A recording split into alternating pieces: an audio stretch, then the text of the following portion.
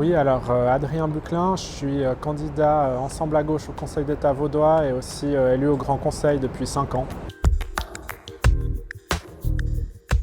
À la fois de lecture où on comprend vite quand même, lecture notamment de textes scientifiques, que les animaux sont des êtres sensibles qui peuvent éprouver de la souffrance et donc il faut les respecter comme tels. Et aussi à titre plus personnel, ma mère est engagée dans diverses associations de soutien, de défense des droits des animaux, donc ça m'a sensibilisé sur la problématique depuis l'adolescence.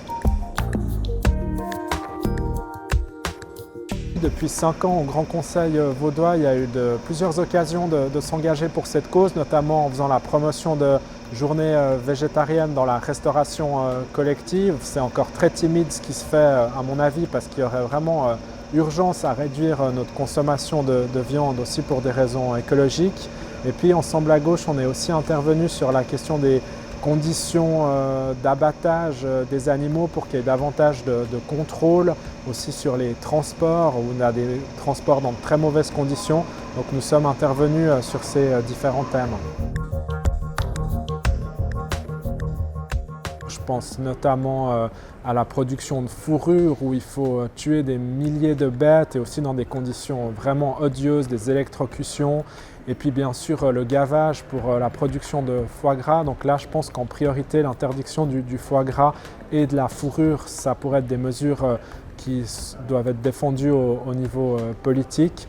Je remarque aussi que, outre être des formes de torture, c'est aussi un risque sanitaire majeur. Ces élevages industriels, notamment on a vu pendant la pandémie les visons, la pandémie de Covid, c'est des incubateurs à virus. Donc c'est à la fois ignoble pour les animaux, mais aussi un danger pour la santé publique en général. Je pense que clairement, depuis une dizaine ou une vingtaine d'années, il y a une vraie montée en puissance de cette thématique et aussi plus largement avec une prise de conscience sur les limites que le système capitaliste impose finalement à la planète, une surexploitation, une quête du profit où on arrive aux limites de ce que peut supporter la planète en termes d'exploitation des ressources, des êtres humains, mais aussi du coup des animaux, et on voit que tout ça fait système et je pense qu'il y a une prise de conscience là autour.